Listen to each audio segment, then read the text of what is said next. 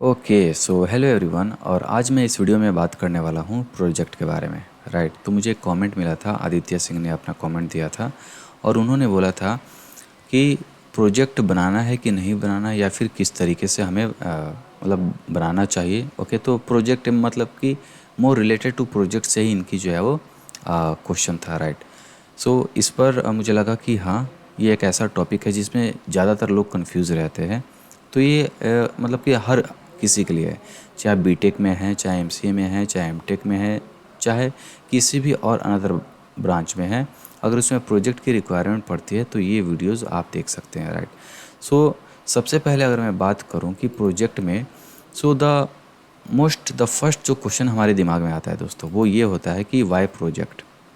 Okay, project आखिर हमें requirement क्यों पड़ती है। सबसे पहले हमें ये जो मतलब कि सोचने की ज़रूरत है। राइट, सो देखिए, प्रोजेक्ट की जो रिक्वायरमेंट ये होती है कि जो भी आपने थ्योरेटिकल जो सारी जो चीज़ें आपने स्टडी करा है, वो आप उसे प्रैक्टिकल वे में इम्प्लीमेंट कर पा रहे हैं कि नहीं कर पा रहे हैं। ये मतलब कि प्रोजेक्ट, इसलिए हम अपनी जो थॉट प्रोसेस होता है, जो नॉलेज होता है, उसका हम यूज़ अपने प्रोजेक्ट में करते हैं।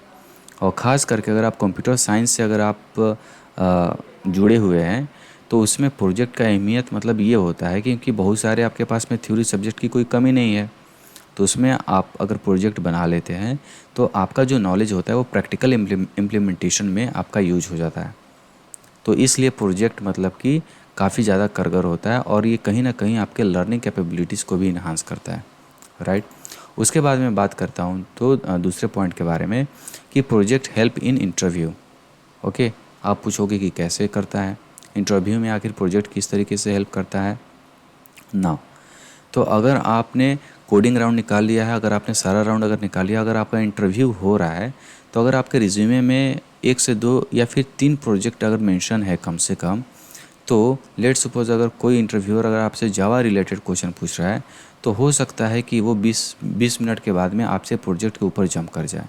तो प्रोजेक्ट अगर आपके पास में है और प्रोजेक्ट के बारे में अगर आपने अच्छे से बनाया हुआ है, उसके हर चीज़ के बारे में आपके पता है कि मैंने इसका जो लिखा हुआ है कोड, इसका मतलब क्या होता है, ये सारी चीज़ें, तो वो आपसे पूछ सकता है। ओके, और इंटरव्यू में जो प्रोजेक्ट आपको बेसिकली जिस तरीके से पूछा जाता है, वो आपको यही बोला जाता है कि सबसे पहले आप अपने प्रोजेक्ट को एक्सप्लेन करिए, उसके बाद में कोई आपने एल्गोरिदम इम्प्लीमेंट करा है कि नहीं करा है। तो ये जो सारी जो चीज़ें हैं इंटरव्यू में भी आपकी मदद करती है। तो इंटरव्यू में कई बार ऐसा होता है कि थ्योरी सब्जेक्ट हमने बहुत ज़्यादा पढ़ाई करके गए लेकिन हम भूल जाते हैं। तो जहाँ पर अगर आप भूलने लगते हो तो वहाँ पे आपके पास में एक अथॉरिटी रहती है जहाँ पर आप प्रोजेक्ट पर आराम से स्विच आप कर सकते हो। राइट, तीसरे पॉइंट की अगर मैं बात करूँ, that is called time, that is nothing but a team management. Right, जब कोई भी अगर आप प्रोजेक्ट डेवलप कर रहे होते हैं तो आप उस समय टीम मैनेजमेंट भी सीखते हैं। हम लोग को याद है कि हम लोग 8 लोग थे अपने एकेडमिक में। राइट, और हम लोगों ने एक with the help of Laravel से हमने एक प्रोजेक्ट बनाया था। तो मैंने उसमें टीम मैनेजमेंट भी सीखा कि किस तरीके से टीम को मैनेज किया जाता है। तो ये जो स्किल्स है ये काफ़ी ज़्यादा रिक्वायर होती है किसी भी अगर आप कंपनी में जाते हैं वहाँ पर। ओके, बिकॉज़ आप हर मतलब अकेले ही पूरा चीज़ आप नहीं कर पाएंगे।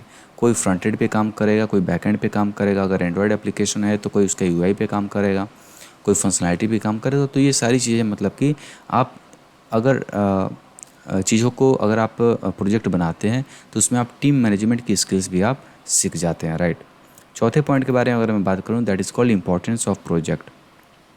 राइट, सो मैंने बता दिया कि वाई प्रोजेक्ट, और प्रोजेक्ट जो है वो कहाँ पे मतलब कि मदद करता है। उसके बाद में है आपके पास में टीम मैनेजमेंट आपने सीख लिया। उसके बाद में है आपका इंपॉर्टेंस ऑफ प्रोजेक्ट।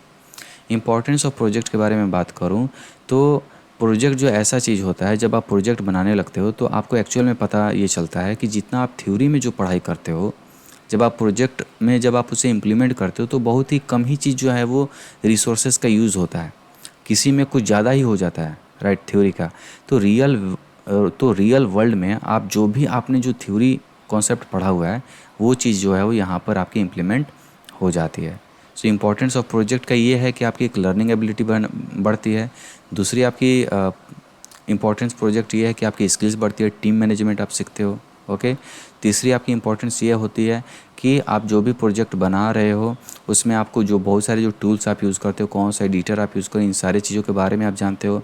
उसके बाद में अगर आपने एक बार प्रोजेक्ट बना लिया तो आपको पता चल जाता है कि एक्चुअल में आपको पूरा कॉन्सेप्ट यूज़ नहीं करना पड़ता है, थोड़ा थोड़ा कॉन्सेप्ट जो है वो आप इधर से उधर से आप लेकर के आराम से एक अच्छा प्रोजेक्ट बना सकते हो।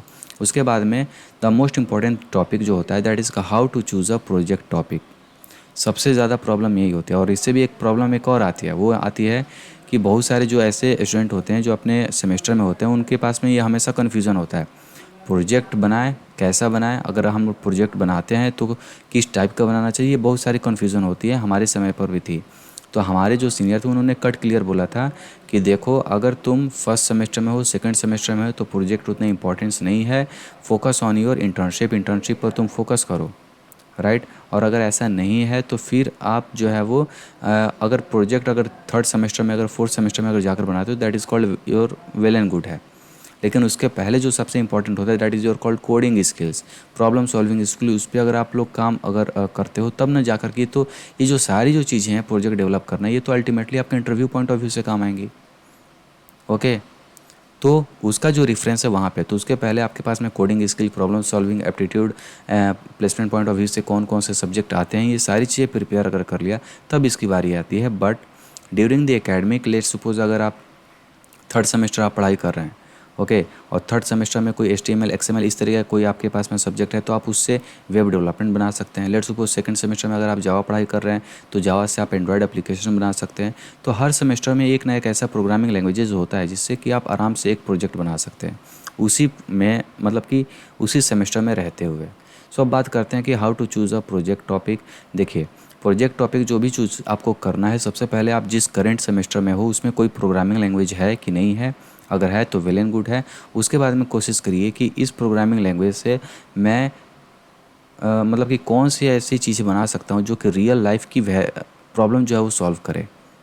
ओके, रियल लाइफ की प्रॉब्लम इन द सेंस मतलब कि क्या, लेट्स सपोज अगर आपके सेमेस्टर में HTML जावास्क्रिप्ट है तो आपने हो सकता है वेब डेवलपमेंट में आपने कोई वेबसाइट बना दिया, लेकिन क्या वो वेबसाइट कुछ उसमें यूनिक चीज़ है कि नहीं है, या फिर वो किसी भी लाइफ के लिए मतलब कि सोसाइटी के लिए कोई प्रॉब्लम सॉल्व कर रही है कि नहीं कर रही है। ज़रूरी नहीं है कि प्रोजेक्ट आपका बड़ा ही हो, ज़रूरी है कि प्रोजेक्ट अगर छोटा भी है, अगर आपने कैलकुलेटर भी बनाया हुआ है उसमें अगर कोई ऐसा एक्सपोनेंशियल फीचर भी अगर आपने डाला हुआ है तो that is well and good है। ओके, उसमें मतलब घबराने वाली कोई बात ही नहीं है। तो कोई भी प्रोजेक्ट का टॉपिक अगर आप चूज़ कर रहे हैं तो हमेशा कोशिश करिए कि वो आपके रियल लाइफ की कुछ प्रॉब्लम जो है वो सॉल्व हो, मतलब कि करनी चाहिए। और अगर नहीं भी कर रही है तो कुछ एक ऐसा फीचर ऐड करने की कोशिश करिए जो कि हाँ लगे कि उसमें दम है। ओके।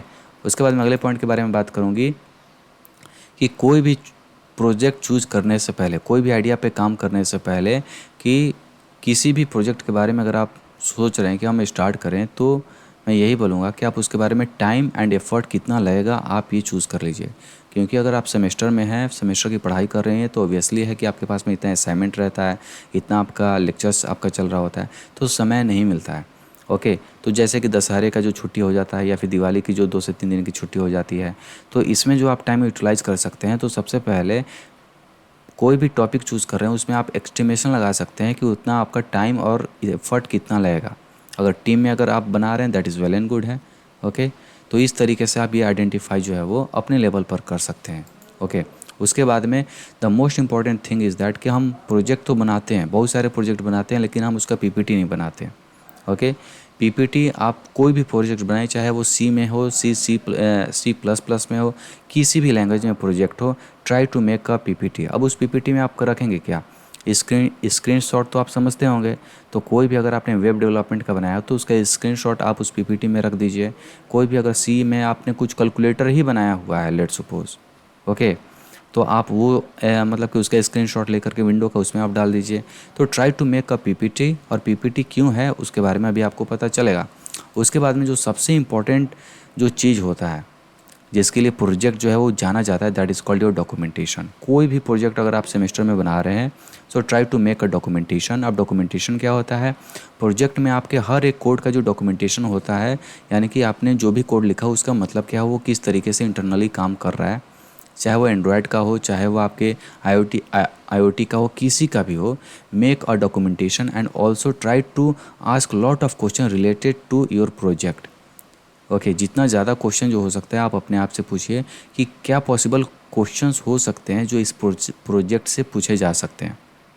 लेट सपोज आपसे इंटरव्यूअर हो सकता है पूछ दे कि ये फंक्शन बताओ, तुमने ये फंक्शन इंप्लीमेंट किया था, ये एल्गोरिदम ये कैसे काम करता है। ओके, तो फिर आप क्या जवाब देंगे? तो उसके लिए जो सबसे इम्पोर्टेंट ये होता है कि मेक डॉक्यूमेंटेशन। तो बहुत सारे बच्चे ऐसे भी होते हैं जो प्रोजेक्ट डेवलप नहीं करते हैं, लेकिन जो ये डॉक्यूमेंटेशन होता है वो अच्छे से पढ़ाई कर लेते हैं। All question, all permutation combination के जितने भी आपके क्वेश्चंस आपके होते हैं, राइट, प्रोजेक्ट से रिलेटेड, वो सारे मतलब अच्छे से देख लेते हैं। उनको कोड भी स्निपेट पता होता है, ओवरव्यू भी पता होता है। तो ये सारी चीज़ें हो कवर के उनका एक तो उन्होंने एफर्ट भी नहीं डाला, लेकिन वो उनका मतलब इंटरव्यू सही भी चला जाता है। So always focus on the documentation and the Q&A part of your project. Okay. Now if I talk about the next point के बारे में, that is called GitHub. कोई भी प्रोजेक्ट बना रहे हैं, एंड्रॉयड एप्लीकेशन बना रहे हैं, आईओटी एप्लीकेशन बना रहे हैं, वेब डेवलपमेंट एप्लीकेशन बना रहे हैं, कोई भी कुछ भी आप बना रहे हैं, right, during your academy try to use guys GitHub. अब आखिर गिटहब क्यों? तो गिटहब आपका एक वर्जन कंट्रोल होता है। ओके, आप यूट्यूब पर सर्च करेंगे तो आपके बहुत सारे ट्यूटोरियल्स मिल जाएंगे जो 1 से 2 घंटे में आपको अच्छे से गिटहब के कमांड्स आपको सिखा देंगे, राइट। सो गिटहब आखिर क्यों इंपॉर्टेंट है? गिटहब इसलिए आपका इंपॉर्टेंट है क्योंकि सॉफ्टवेयर इंडस्ट्री में गिटहब का यूज़ होता है। तो गिट से आपको बहुत ज़्यादा फ्लेक्सिबिलिटी मिलती है आपको कोड को मैनेज करने में। ओके, बहुत सारे जो लोग हैं, और उसके बाद में गिटहब पे बहुत सारे डिपेंडेंसी भी आजकल अवेलेबल हैं। तो आप अपने वेबसाइट अगर ये बना रहे हो या फिर कोई भी एप्लीकेशन बना रहे हो तो आप उसको होस्ट भी कर सकते हो। तो बहुत सारी जो चीज़ें हैं आपको गिटहब की तरफ से मिल जाती है। सो अगर आपको गिटहब नहीं पता है तो मैं यही बोलूँगा कि try to, if you want to make a project, okay, so before that try to explore GitHub. Okay, GitHub क्या होता है, गिटहब अकाउंट जो है वो आप बना लीजिए। और हाँ, प्रोजेक्ट के लिए गिटहब आप यूज़ करिए और अपने सारी जितने भी कोड हैं वो गिटहब पे अपलोड करना सीखिए। ये काफ़ी ज़्यादा इम्पॉर्टेंट है। ओके, मैंने तो इम्पोर्टेंस मतलब पता चला था तब मुझे मैं आपको बता रहा हूँ, राइट ना। उसके बाद में that is called use VS code. VS code यानी कि विजुअल स्टूडियो कोड, एमएस का जो वीएस कोड होता है उसको आप इंस्टॉल करके उस पर कोड लिखिए। आप एचटीएमएल की, जावा स्क्रिप्ट की, ये सारी लिखे। एंड्रॉयड का जो होता है जावा का होता है। बहुत सारे आपके एडिटर्स हैं, लेकिन हर एडिटर के लिए मैं आपसे एक ही रिक्वेस्ट करूंगा कि ट्राई दोस्तों वीएस कोड। वीएस कोड क्यों मैं बोल रहा हूँ? क्योंकि सबसे ज़्यादा जो है वो सॉफ्टवेयर इंडस्ट्री में वीएस कोड का ही सबसे ज़्यादा यूज़ होता है। ओके, सो वीएस कोड में आपके बहुत सारे एक्सटेंशन मिलते हैं फ्री में, तो आपको वो मतलब कि काम हो जाता है। तो try to make and try to work with the VS code. VS code हो सकता है कि अगर आपके पास में लैपटॉप अगर सही नहीं है तो आप सबलाइम टेक्स्ट एडिटर भी आप इंस्टॉल कर सकते हैं। लेकिन अगर आपका लैपटॉप सही है, i5 अगर प्रोसेसर है, तो आप वीएस कोड पर आप दोस्तों काम करो, राइट। उसके बाद में नेक्स्ट पॉइंट के बारे में बात करूँ, that is called project running in the mention, right. So इसका मतलब ये होता है कि ज़रूरी नहीं है कि जो भी आप प्रोजेक्ट बना रहे हो वो आपका एक पर्टिकुलर समय बाद ख़त्म ही हो जाए। बहुत सारे ऐसे प्रोजेक्ट्स होते हैं जो हमने तो काम करा लेकिन वो अभी ख़त्म नहीं हुआ, लेकिन हम उसे अपने रिज्यूमे पर मेंशन नहीं करते हैं। तो ये सबसे बड़ी गलती है। अगर आपका कोई प्रोजेक्ट ऐसा है जो आपका रनिंग में है, आप उस पर काम कर रहे थे, लेकिन प्लेसमेंट पॉइंट ऑफ व्यू से अगर आप जब पढ़ाई कर रहे हो तो आप फिर उसमें टाइम नहीं दे पा रहे हो, तो आप उसे अपने रिज्यूमे में मेंशन कर सकते हो कि ये जो प्रोजेक्ट हो आपकी रनिंग में है ना। उसके बाद में बात करें, अगर प्रोजेक्ट के बारे में बात करें, तो आजकल मार्केट में बहुत सारे आपके पास में जो चीज़ें हैं, जैसे कि एंड्रॉयड है, एमएल है, आईओटी है, वेब है। आखिर हम प्रोजेक्ट बनाए तो बनाए किस में, कि इसमें आखिर इम्पोर्टेंस हम जो है वो किस तरीके से जो चीज़ें हैं हम अप्लाई करें। सबसे ज़्यादा कन्फ्यूज़न यही होता है। ओके, कि हम आखिर एंड्रॉयड में जाएं, एमएल में जाएं, आईओटी में जाएं, वेब में जाएं, आखिर हम किस में जाएं? इतनी सारी चीज़ें हैं। तो मैं एक ही चीज़ बोलूँगा कि देखिए, जो भी अगर आप सेमेस्टर में प्रोजेक्ट डेवलप करते हैं उसका ये मतलब नहीं होता है कि आप एक स्पेसिफिक फील्ड में ही प्रोजेक्ट डेवलप करिए। उसका एक ही मोटिव होता है कि जो भी आपने थ्योरी पेपर आपने जो पढ़ाई करा है, आप उसको कितना जो है इम्प्लीमेंट कर पाते हैं। अगर इम्प्लीमेंट करते हैं तो वेल एंड गुड है। तो इसके लिए मैं बोलूँगा कि एंड्रॉयड में जाना चाहते हैं, एमएल में, तो ये आप अपने खुद से डिसाइड करिए। और इसके लिए डिसाइड करने के लिए आपके पास में ये फाइंड आउट करिए कि वास्तविकता में आपका इंटरेस्ट किस में है, राइट। अब बात आगे इंटरेस्ट पर, तो इंटरेस्ट कैसे पता चलेगा?